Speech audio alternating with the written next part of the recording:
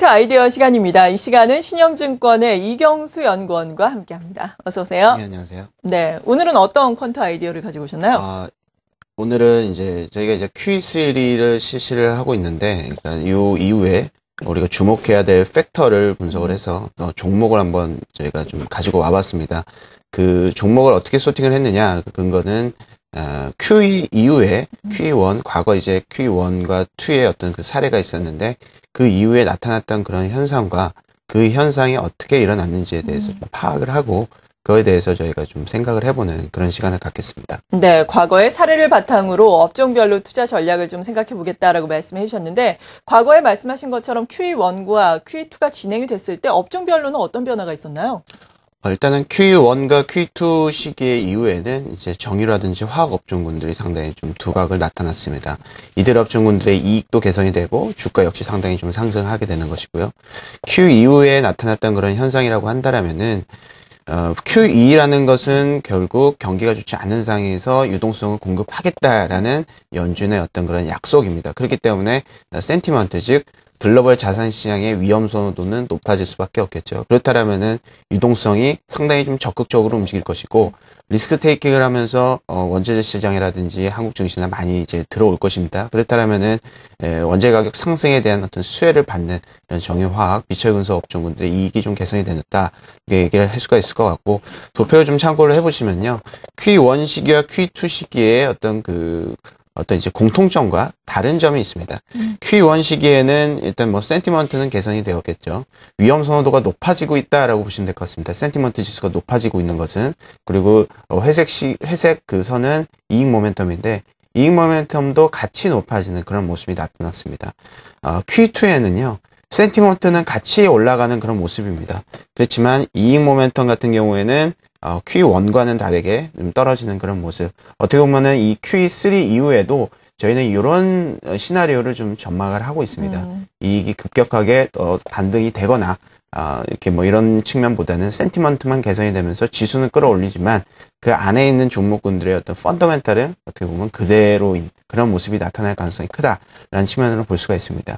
그러면은 우리 Q3는 Q2하고 약간 비슷하다고 그랬는데, 네. Q3에는 어떤 우리가 그 컨셉을 잡고 아이디어를 좀 잡아야 되느냐라고 생각을 한다라면은, 일단은 뭐 Q1 같은 경우에는 일단은 이익이 좀 개선이 되었죠. 그 이유 중에 하나가 정유화학, 비철금속 업종군들이 Q 이후에 원재료 가격 상승에 대해서 수혜를 받는, 전통적으로 유동성의 수혜를 받는 업종군들인데, Q1 같은 이유 같은 경우에는 반도체 업종이 수혜를 받았습니다. 이것은 어떻게 보면 금융위기 이후에 기저효과가 상당히 좀 많이 반영이 된 것이고, 원달러 환율 측면에서 금융위기 시기에 어떤 그 농축된 그런 모멘텀이 이렇게 나타난 것이거든요. 그렇기 때문에 Q1 때문에 이익 모멘텀이 좋아졌다라고 얘기하기는 어렵습니다.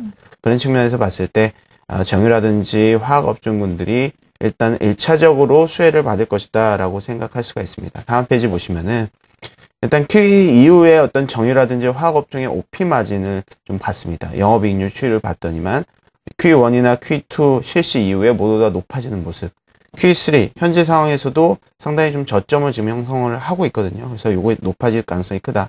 요거에 주목하는 이유는 제가 이렇게 계속해서 말씀을 드리지만 QE 이후에는 QE라는 것은 경기가 좋지 않기 때문에 네. 수요를 살리기 위해서 실시하는 어떤 일종의 통화 완화 정책이다. 그렇다면은 일단 1차적인 수혜는 경기가 좋지 않기 때문에 QE 증가, 즉 수요가 급격하게 증가하면서 수혜를 받을 가능성은 크지 않습니다. 오히려 아까도 말씀드렸다시피 QE를 실시한 이후에 원재료 가격 상승이 되고 이것들에 대해서 수혜를 받는 그런 업종군들이 1차적인 수혜를 받을 수가 있을 것이다 라고 생각을 하고 있거든요. 그런 측면에서 봤을 때 정유화학 업종, 비철금속 업종군들이 현재로서는 상당히 좀 긍정적일 수가 있다라고 판단이 되고, 아까도 말씀드렸다시피 Q1, Q2, 네. 요 Q1 시기에는 센티먼트 개선되고 펀더멘탈 같이 동반 개선이 되고, Q2는 센티먼트는 개선되었지만 이익은 떨어지는 그런 모습. 요거 두 가지와 비교를 했을 때 Q3는 Q2하고 약간 가깝다라는 측면에서 봤을 때 현재로서는 Q의 증가를 통한 적극적인 QE를 실시했다고 해서 어떤 적극적인 이익 개선보다는 어떤 이 피해 효과, 즉 원재 가격 상승에 대한 수혜를 받는, 즉 OP 마진이 개선되는 그런 종목군들, 업종군들이 일차적으로 수혜를 받을 가능성이 크다. 그렇게 저희는 판단을 하고 있습니다. 네, 그러니까 QE가 진행되면 센티멘터는 당연히 개선이 되지만 기업 이익은 항상 개선이 되는 것은 아니다라는 말씀이신 건가요? 네, 맞습니다. 일단은 네. QE1 같은 경우에는 이익이 개선이 되었지만 이것이 QE 때문에 그런 것이 아니라 기저효과 그리고 환율 효과 이런 측면이 있었다. 그리고 환율 효과 같은 경우에는 QE1 이후에는 오히려 원화가 가치가 이제 높아졌습니다.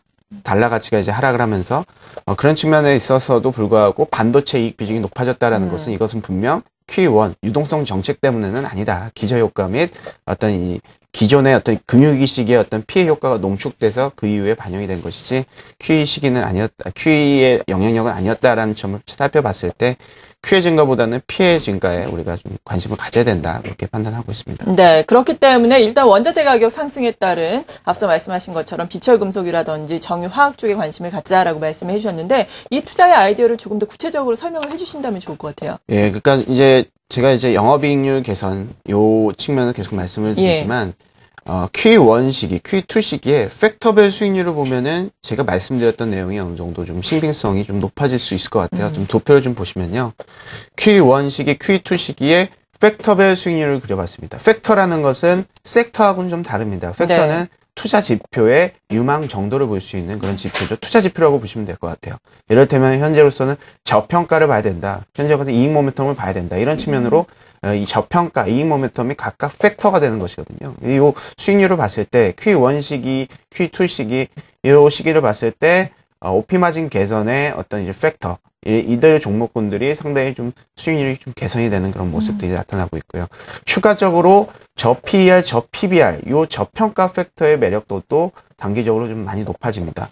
이런 Q1 시기 이후에 높아지는 모습, Q2 시기에 이렇게 높아지는 모습, 이런 식이 나타나고 있겠죠.